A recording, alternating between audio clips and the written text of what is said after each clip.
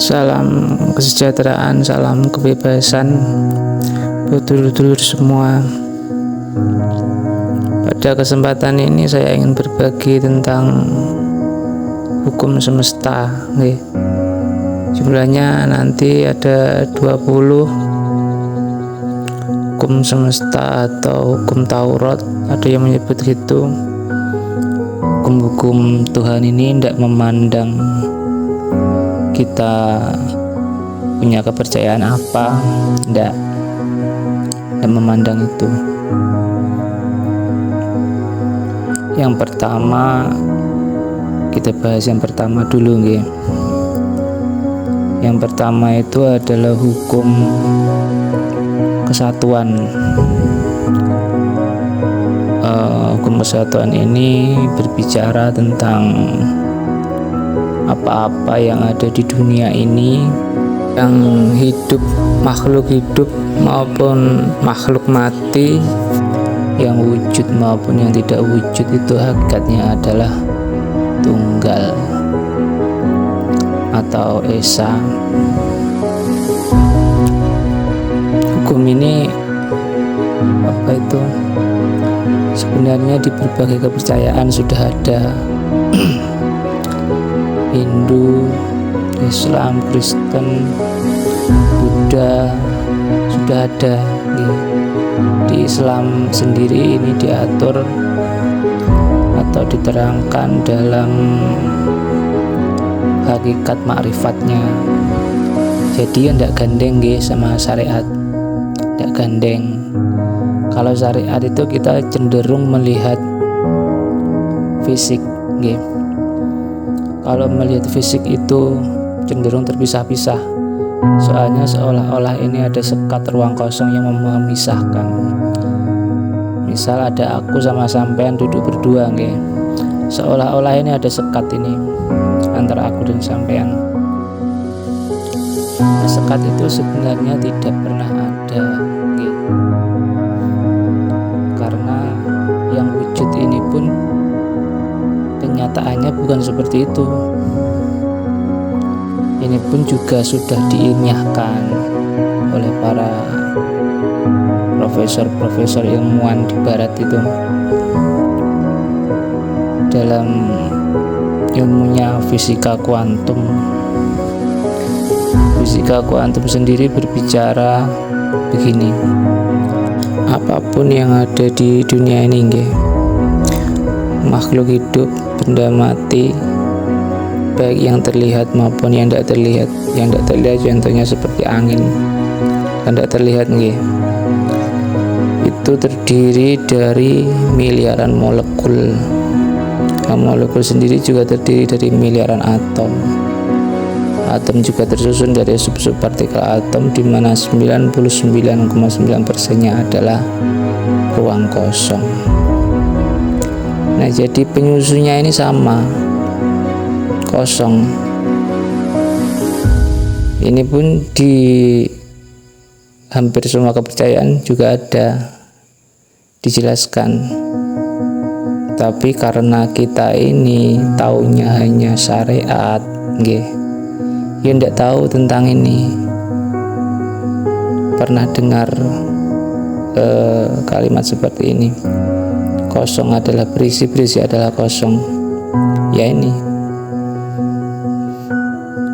yang di depan tadi, yang di Islam itu juga ada di bagian hakikat dan makrifatnya.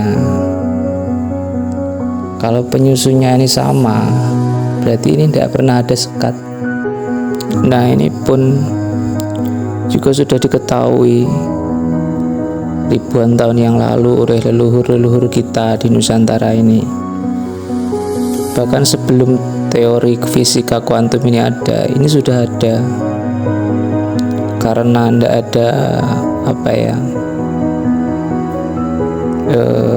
penelitian secara eksak atau penelitian secara ilmiah, jadi hanya berupa kata-kata kias, puisi yang tersusun dalam sebuah kitab kuno. lontar, ya seperti itu. Jadi ya ndak sulit untuk dipelajari nggih, karena belum ada penelitian secara ilmiah. Nah, ini sekarang ini penelitian ilmiah sudah ada. Hampir semua kepercayaan itu mengajarkan tentang ini. Tapi dalam kepercayaan sendiri tidak terdapat dalam bagian syariat, nggih. Lagi-lagi saya bicara gini lagi, syariat lagi. Ya memang tidak ada di syariat ini. Karena syariat itu adalah fisik. Kalau di Jawa sendiri itu manunggaling kaula Gusti.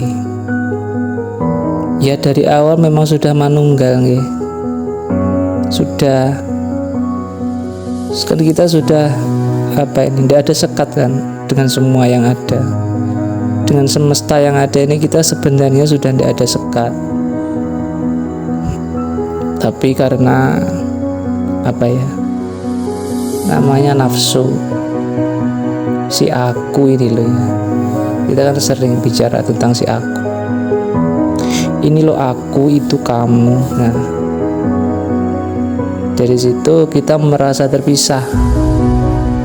Nah, ketika si nafsu ini sudah lebur, sudah jinak, maka kita juga tidak akan ada lagi kita menyatu dengan segala yang ada. Memang dari awal sudah menyatu. Itu lagi-lagi ada di Timur Tengah, Wahdatul Wujud itu.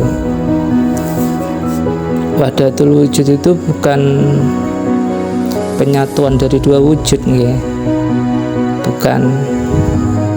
Memang dari awal sudah sama. Komponen penyusun kita itu sama.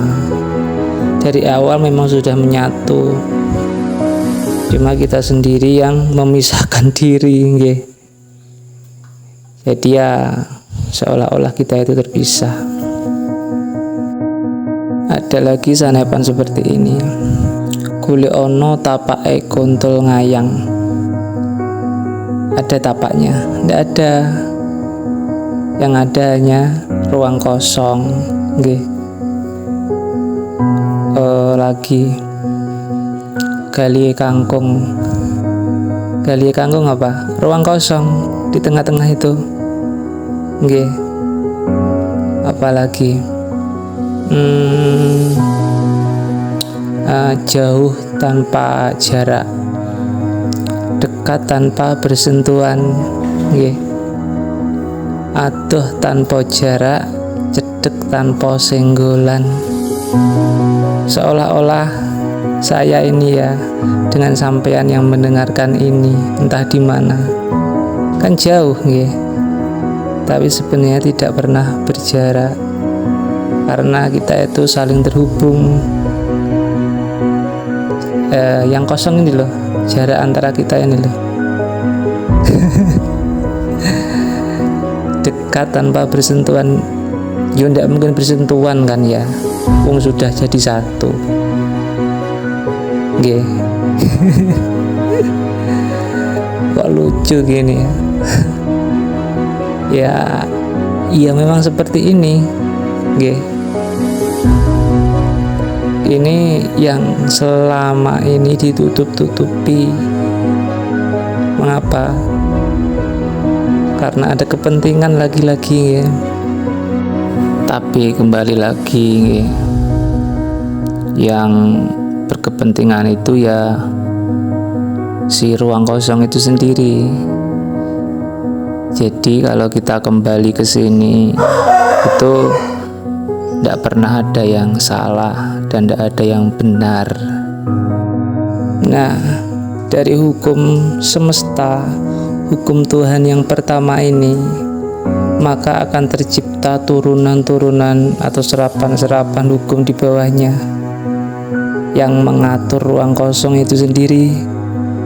Karena kita ini berada di tengah-tengah, diselimuti semesta ruang kosong, dan kita sendiri adalah yang kosong itu.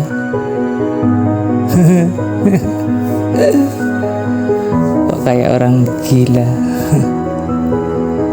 Makanya orang-orang Nusantara dulu itu bisa menjadi banyak, nggih. Bisa menjadi banyak itu ya karena apa-apa yang ada ini adalah aku sendiri. Yang kosong itu sendiri. Bisa berpindah tempat dengan cepat, sepi angin. Lah gimana ndak pindah tempat dengan cepat nggih? Wong yang ada aku sendiri, baik di sono di sini juga aku. Nah, ini adalah hukum Tuhan yang paling sakral, yang paling dicari oleh para nafsu, yang paling ingin dicapai oleh si jagat-jagat alit. Manunggaling kawula Gusti.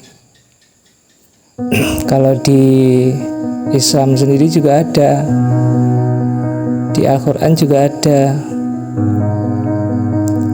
kan ada syariat, tarekat, hakikat dan makrifat nggih. Tauhidnya pun juga beda-beda. Ada la ilaha illallah. Itu kan kita menyebut Tuhan Allah itu.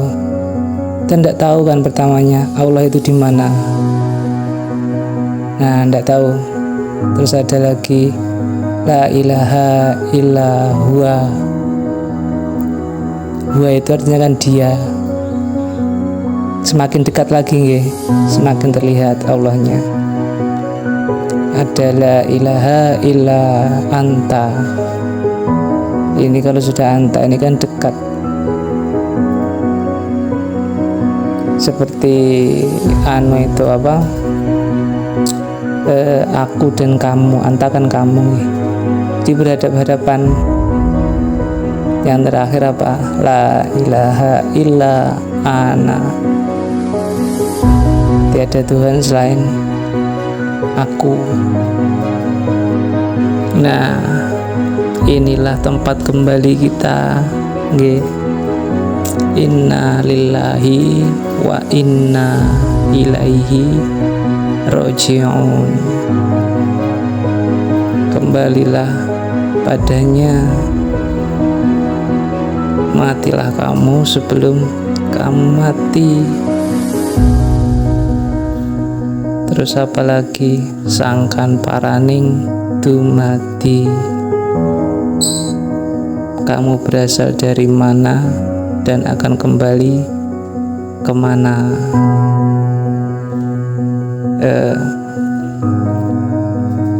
Cukup segini ya kayaknya ya untuk hukum semesta, hukum ketuhanan yang paling sakral ini. Karena yang bisa mencapai yang nomor satu ini, hukum-hukum ke bawahnya itu, turunan-turunannya itu akan mudah dikuasai nggih. Ayo pasti buat pada pengen nih.